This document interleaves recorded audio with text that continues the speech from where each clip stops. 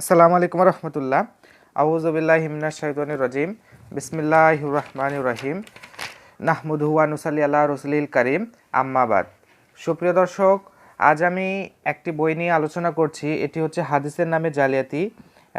এটার দ্বিতীয় পর্ব। আমি প্রথম পর্বে এই বইটি সম্পর্কে বিস্তারিত আলোচনা করেছি এবং এই বইটির লেখক সম্পর্কে এবং এই বইটি যে পীর সাহেব ফুরফুরা দরবার শরীফের মরহুম পীর সাহেব যে মন্তব্য করে গিয়েছিলেন সেটি পড়ে আমি শুনেছিলাম গতকাল।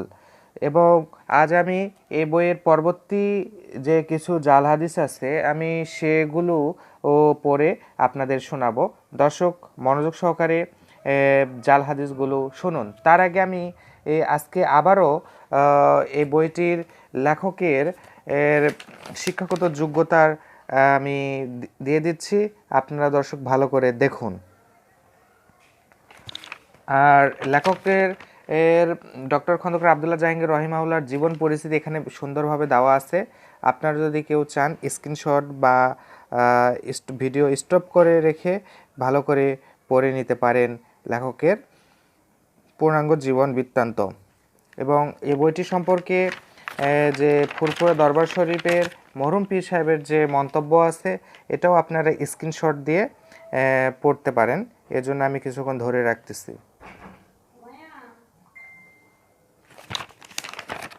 এই যে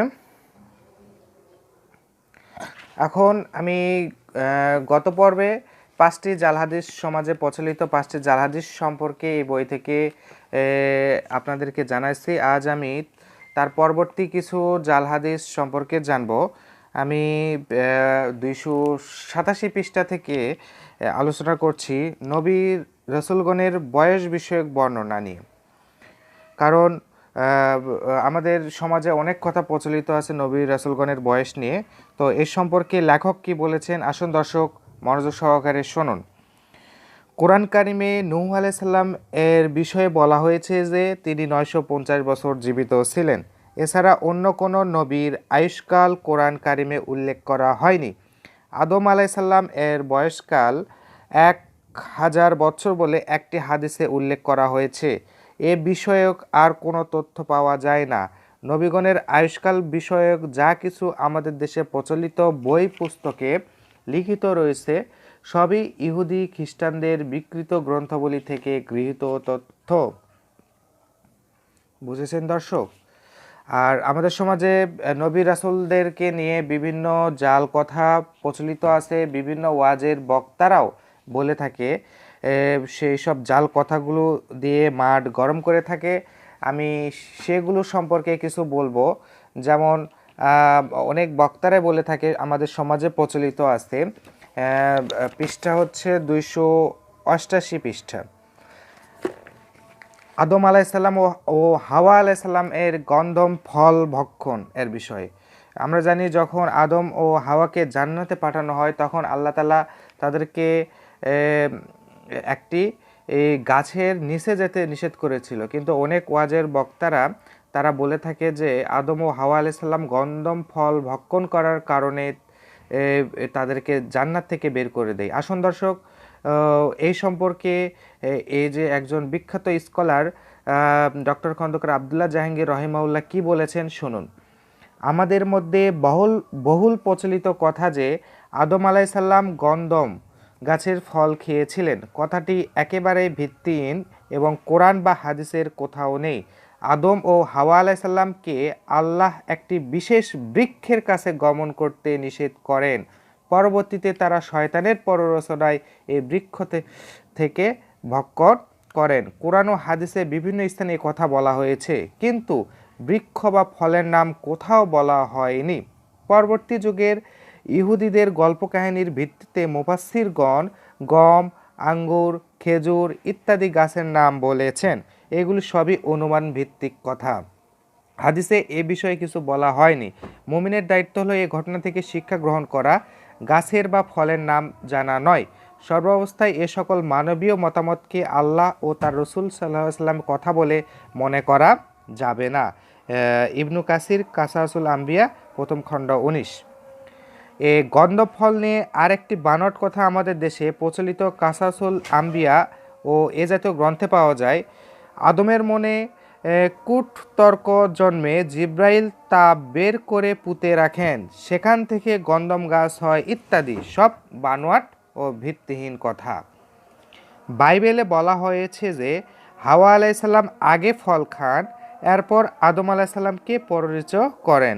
এজন্য নারীকে জন্মগতভাবে অপরাধী বলে গণ্য করা হয়েছে। বাইবেলের তিমথিও 2 খণ্ড 12 থেকে 14। কোরআন বা হাদিসে এভাবে কোথাও বলা হয়নি। কোরআনে সর্বদা ফল ভক্ষণের জন্য আদমকে দায়ী করা হয়েছে। আমরা কোরআন কারিমের যে আয়াতগুলো রয়েছে সূরা বাকারা সহ আপনার পড়লে দেখবেন যে এখানে আদম আলাইসাল্লামকেই মূলত দায়ী করা হয়েছিল এই ফল ভক্ষণের কারণে। এবং আমাদের সমাজে দ্বিতীয় যে জাল কথা বা সনদবিহীন কথা প্রচলিত আছে, যেমন আদম ও হাওয়া আলাইসাল্লামের বিবাহ ও মোহরানা বিষয়ে। কোরআনের বর্ণনা থেকে বাহ্যত বোঝা যায় যে আদম আলাইসাল্লাম এর জান্নাতে প্রবেশের পূর্বেই হাওয়াকে সৃষ্টি করা হয় এবং উভয়কে একত্রে জান্নাতে থাকার নির্দেশ দেওয়া হয়। তবে সাহাবিগণের যুগ থেকে কোনো মুফাসসির বলেছেন আদম জান্নাতের অবস্থানের কিছুদিন পরে হাওয়াকে সৃষ্টি করা হয়। কোরআনে বিভিন্ন স্থানে উল্লেখ করা হয়েছে যে আদম থেকে হাওয়াকে সৃষ্টি করা হয়েছে, তবে এই সৃষ্টি প্রক্রিয়ার বিস্তারিত বিবরণ কোরআন বা হাদিসে দেওয়া হয়নি। মুফাসসিরগণ বিভিন্ন কথা বলেছেন। প্রচলিত আছে আদম ও হাওয়ার মধ্যে বিবাহের মোহরানা ছিল দরুদ শরীফ পাঠ ইত্যাদি। এ সকল কথার কোনো ভিত্তি বা সনদ আছে বলে জানা যায় না। কোনো সনদ বা ভিত্তি আছে বলে লেখক জানতে পারেননি। আমি তৃতীয় যে জাল বা সনদবিহীন কথা আমাদের সমাজে প্রচলিত আছে আমি সেটি পড়ে শোনাচ্ছি। যেমন ইবলিস কর্তৃক ময়ূর ও সাপের সাহায্য গ্রহণ, অর্থাৎ ইবলিস সাপ ও ময়ূরের সাহায্যে আদম ও হাওয়া আলাইসাল্লামকে জান্নাতে থাকা অবস্থায় প্ররোচনা প্রদানের চেষ্টা করে বলে অনেক কথা প্রচলিত রয়েছে। এগুলো ইহুদি খ্রিস্টানদের থেকে গ্রহণ করা হয়েছে বলে গবেষকগণ উল্লেখ করেছেন। মোহাম্মদ আবু সাহাবা আল ইসরাইলাত ওয়াল মাউজুয়াত পৃষ্ঠা 178 থেকে 180। অর্থাৎ এগুলো সব ইসরায়েলি দের বর্ণনা, অর্থাৎ ইহুদি খ্রিস্টানদের এগুলো থেকে বর্ণনা করা হয়েছে। এবং আরেক চতুর্থ যে সনদবিহীন কথা আমাদের সমাজে প্রচলিত আছে, যেমন আদম আলাইসাল্লাম এর পৃথিবীতে অবতরণের পরে যে অবতরণের পরে তো পৃথিবীর অবতরণের পরে আদম ও হাওয়া আলাইসাল্লাম সম্পর্কে কোরআনে কোনো কিছু বলা হয়নি। তাদেরকে যে জান্নাত থেকে পৃথিবীতে নেমে দিল, তারপরে কোরআনে কোনো কিছু বলা হয়নি নেমে যাওয়ার পরে কোথায় কি ছিল সেটা। সহিহ হাদিসে এই বিষয়ে বিশেষ কিছু পাওয়া যায় না। তারা কোথায় অবতরণ করেছিলেন এবং কোথায় বসবাস করেছিলেন, কি কর্ম করতেন, কোন ভাষায় কথা বলতেন, কিভাবে ইবাদত বন্দেগী করতেন, সংসার ও সমাজ জীবন কীভাবে করতেন ইত্যাদি বিষয়ে কোনো তথ্য পাওয়া যায় না। এ সকল বিষয়ে যা কিছু প্রচলিত প্রায় সবই মুফাসসির ও ঐতিহাসিকগণ মতামত বা বিভিন্ন গল্পকারদের গল্প। দু একটি দুর্বল সনদের হাদিস এ সকল বিষয়ে বর্ণিত হয়েছে। আল্লাহ ভালো জানেন এই বিষয়টা। পঞ্চম যে সনদবিহীন কথা বা দুর্বল কথা সমাজে প্রচলিত, আদম কর্তৃক কাবা ঘর নির্মাণ। আমাদের সমাজে একটি কথা প্রচলিত আছে যে আদম আলাইসাল্লাম পবিত্র কাবা ঘর নির্মাণ করেছিলেন। মূলত বিভিন্ন ঐতিহাসিক মুফাসসির বা আলেমগণের কথা এগুলো। এ বিষয়ে হাদিসগুলো দুর্বল সনদে বর্ণিত। কোনো মুহাদ্দিস এ বিষয়ে সকল বর্ণনায় অত্যন্ত জয়ীফ ও বাতিল বলে গণ্য করেছেন। আল্লামা ইবনু কাসির বাইতুল্লাহ বিষয়ক আয়াতগুলো উল্লেখ করে বলেন, এই সকল আয়াতে আল্লাহ সুস্পষ্ট জানিয়েছেন যে একমাত্র আল্লাহর ইবাদতের জন্য বিশ্বের সকল মানুষের জন্য নির্মিত সর্বপ্রথম বরকতময় ঘর বাইতুল্লাহকে ইব্রাহিম আলাইসাল্লাম নির্মাণ করেন। এই স্থানটি সৃষ্টির শুরু থেকে মহাসম্মানিত ছিল। আল্লাহ সে স্থান ওহীর মাধ্যমে তার খলিলকে দেখিয়ে দেন। তিনি আরও বলেন, রাসূল সাল্লাল্লাহু আলাইহি সাল্লাম থেকে একটি সহিহ হাদিস বর্ণিত হয়নি যে ইব্রাহিম আলাইসাল্লামের পূর্বে কাবা ঘর নির্মিত হয়েছিল। এ বিষয়ক সকল বর্ণনা ইসরায়েলি রেওয়াত। আমরা ইতিপূর্বে উল্লেখ করেছি যে এগুলো সত্য মনে করা যাবে না, আবার মিথ্যাও বলা যাবে না। ইবনু কাসির আল বিদা প্রথম খণ্ড 163। আরও দেখুন তাফসির ইবনে কাসির প্রথম খণ্ড 173 থেকে 174।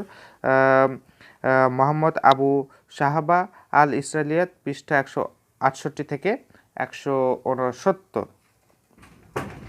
আমাদের সমাজে আরেকটি প্রচলিত কথা, নূহ আলাইসাল্লাম এর নৌকায় মলত্যাগ করা ও পরিষ্কার করা। এ বিষয়ে অনেক মুখরোচক গল্প প্রচলিত রয়েছে। এগুলোর কোনো ভিত্তি কোনো সহিহ হাদিস বা জয়ীফ হাদিসে আছে বলে জানতে পারিনি। বাহ্যত এগুলো বানোয়াট গল্প ও গল্পকাররা বানিয়েছে। নূহ আলাইসাল্লামের নৌকার বিবরণ, কোন কাঠের তৈরি, তাতে কোন প্রাণী কোথায় ছিল, শয়তান কিভাবে প্রবেশ করলো ইত্যাদি বিষয়ে অগণিত বানোয়াট ও ভিত্তির কাহিনী প্রচলিত। এ সকল বিষয়ে সহিহ হাদিসে কোনো তথ্য দেওয়া হয়নি। লেখক রেফারেন্সের মোহাম্মদ আবু শাহাবা আল ইসরাইলিয়াত পৃষ্ঠা 216 থেকে 218। হতে পারে এগুলো অন্য ধর্ম গ্রন্থ থেকে নেওয়া, এ বিষয়ে কোনো হাদিসে বর্ণিত হয়নি। আরেকটি সমাজে প্রচলিত আছে ইদ্রিস আলাইসাল্লাম এর সশরীরে আসমানে গমন। কোরআন কারিমের 2 স্থানে ইদ্রিস আলাইসাল্লামের উল্লেখ রয়েছে। এক স্থানে এরশাদ করা হয়েছে এবং ইসমাইল এবং ইদ্রিস এবং জুলকিফল সকলেই ধৈর্যশীলগণের অন্তর্ভুক্ত।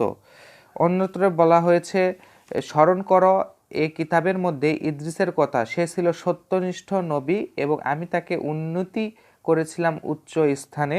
এটা কোরআনুল কারিমের সূরা মরিয়ম 56-57 নম্বর আয়াতে আছে। হাদিস শরীফেও ইদ্রিস আলাইসাল্লাম সম্পর্কে তেমন কোনো কিছু উল্লেখ করা হয়নি। তার জন্ম, বংশ, পরিচয়, কর্মস্থল ইত্যাদি সম্পর্কে যা কিছু বলা হয় সবই ইসরায়েলি বর্ণনা বা গল্পকারকদের বানোয়াট কাহিনী। বিশেষ করে আমাদের সমাজে প্রসিদ্ধ আছে যে 4 জন নবী চিরজীবী, তার মধ্যে খিজির, ইলিয়াস আলাইসাল্লাম পৃথিবীতে এবং ইদ্রিস ও ঈসা আলাইসাল্লাম আসমানে। আমাদের 4 জন নবী খিজির ও ইলিয়াস আলাইসাল্লাম পৃথিবীতে জীবিত আছে, ইদ্রিস ও ঈসা আলাইসাল্লাম আসমানে জীবিত আছে। আমাদের সমাজে প্রচলিত একটি কথা। আরও প্রচলিত আছে যে ইদ্রিস আলাইসাল্লামকে জীবিত অবস্থায় সশরীরে চতুর্থ বা ষষ্ঠ আসমানে নিয়ে যাওয়া হয়। তিনি সেখানে জীবিত আছেন অথবা সেখানে তার মৃত্যু হয় এবং এরপর আবার জীবিত হন। এসবই ইসরায়েলি রেওয়াত। ঈসা আলাইসাল্লাম ছাড়া কোনো নবী জীবিত থাকা, জীবিত অবস্থা আসমানে গমন ইত্যাদি কোনো কথা রাসূল সাল্লাল্লাহু আলাইহি সাল্লাম কোনো সহিহ বা জয়ীফ সনদে বর্ণিত হয়নি। আল্লাহ তাকে উচ্চ স্থানে উন্নতি করেছেন, অর্থ তাকে উচ্চ মর্যাদা প্রদান করেছেন। যে মর্যাদার একটি বিশেষ দিক হলো আল্লাহ ইন্তেকালের পরে তাকে মাত্র কয়েকজন মহান নবী রসুলের সাথে রুহানীভাবে আসমানে স্থান দান করেছেন। সহিহ হাদিসে উল্লেখ করা হয়েছে যে মিরাজের রাত্রিতে রাসূলুল্লাহ সাল্লাল্লাহু আলাইহি সাল্লাম আসমানে 8 জন নবীর সাথে সাক্ষাৎ করেন। প্রথম আসমানে আদম, দ্বিতীয় আসমানে ইয়াহিয়া ও ঈসা, তৃতীয় আসমানে ইউসুফ, চতুর্থ আসমানে ইদ্রিস, পঞ্চম আসমানে হারুন, ষষ্ঠ আসমানে মুসা ও সপ্তম আসমানে ইব্রাহিম আলাইহিস সালামের সাথে সাক্ষাৎ হয়। সহিহ বুখারীর হাদিস। শুধু ঈসা আলাইহিস সালাম ব্যতীত অন্য সকল নবীকে মর্যাদা প্রদান করা হয়েছে স্বাভাবিক মৃত্যুর পরে। ইবনু কাসির কাসাসুল আম্বিয়া প্রথম খণ্ড 61 থেকে 62। আমি আরেকটি সমাজে বানোয়াট, ভিত্তিহীন বা সনদবিহীন কথা বলে আজকের পর্ব এটিটাতে যাচ্ছি। ইনশাল্লাহ আগামী পর্বে পরবর্তী যেগুলো ভিত্তিহীন কথা নবী রাসূলগণের নামে বর্ণিত হয়েছে সেগুলো সম্পর্কে আলোচনা করব। আমি শেষ যেটি সম্পর্কে আলোচনা করতে চাই সেটি হচ্ছে হুদ আলাইসাল্লাম ও সাদ্দাদের বেহেশত। খুব ইম্পর্টেন্ট একটা বিষয়বস্তু। এ বিষয়ে অনেক ওয়াজের বক্তারা বলে থাকে যে সাদ্দাদের জন্মকাহিনী, সাদ্দাত ও সাদিদের জীবন কাহিনী, সাদ্দাদের বেহেশতের লাগামহীন বিবরণ, বেহেশতের প্রবেশের পূর্বে তার মৃত্যু ইত্যাদি যা কিছু কাহিনী বলা হয় সবই বানোয়াট, ভিত্তিহীন কথা। কিছু ইহুদিদের বর্ণনা ও কিছু জালিয়াতগণের কাল্পনিক গল্পকাহিনী, এ বিষয়ে কোনো কিছুই রাসূলুল্লাহ সাল্লাল্লাহু আলাইহি সাল্লাম থেকে কোনো সহিহ জয়ীফ সনদে বর্ণিত হয়নি। অনেকে আবার এ মিথ্যাকে আল্লাহর নামে চালিয়েছেন। এক লেখক লিখেছেন, সে বেহেশতের কথা স্বয়ং আল্লাহ তাআলা কোরআন পাকে উল্লেখ করেছেন যে, হে মুহাম্মদ, সাদ্দাত পৃথিবীতে এমন বেহেশত নির্মাণ করেছিল, দুনিয়ার কোনো মানুষ কোনোদিনই ওইরূপ প্রাসাদ বানাতে পারে নাই। মোহাম্মদ আশরাফুজ্জামান সহিহ কাসাসুল আম্বিয়া পৃষ্ঠা 235, এম.এন. ইমদাদুল্লাহ আদি ও আসল কাসাসুল আম্বিয়া প্রথম খণ্ড 98। আল্লাহর কালামের কি জঘন্য বিকৃতি, তারা কোরআনের রেফারেন্স দিয়ে এই কথা বলেছে। এখানে কোরআনে সূরা ফজরের 6-7 আয়াতের অর্থকে বিকৃত করে উপস্থাপিত করা হয়েছে। মূলত অনেক মুফাসসির এই আয়াতের তাফসির সনদবিহীনভাবে এই সকল বানোয়াট কাহিনী উদ্ধৃত করেছে। আবার কাসাসুল আম্বিয়া জাতীয় গ্রন্থের সনদবিহীন এগুলো উল্লেখ করা হয়েছে, সবই মিথ্যা কথা। এ বিষয়ে ইবনু কাসির বলেন, অনেক মুফাসসির এই আয়াতের ব্যাখ্যায় ইরাম শহর সম্পর্কে এ সকল কথা বলেছেন। এদের কথায় পাঠক ধোঁকাগ্রস্ত হবেন না।